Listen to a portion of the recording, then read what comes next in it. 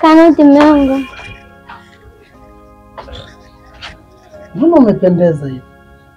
Natoka. Wapi tena mke wangu? Nasema naenda mara moja, narudi somo. Lakini si umetoka kazini muda sio mrefu. Sio muda narudi mwangu, sawa? Haya sawa. Wewe unajua kabisa mimi siwezi kukatalia jambo lolote. Ila tu wahi kurudi. Sisikia. Naomba basi nisaidie kufua. Haina shida, mimi nitafua na ninafikiri kupika pia ni jukumu langu na hisi utachelewa. Kwa hiyo nitapika chakula kile unachokipendaga. Wow. Lakini tu usichelewe kurudi.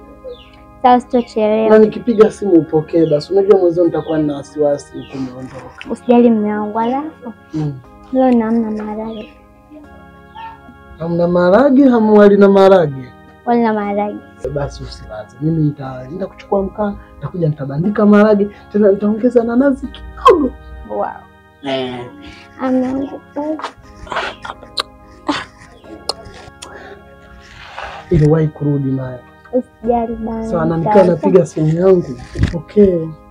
Usijali. Lakini mimi najua kabisa wewe unaenda kwa mama yako mdogo. Ndio. Sasa ole wako uchelewe.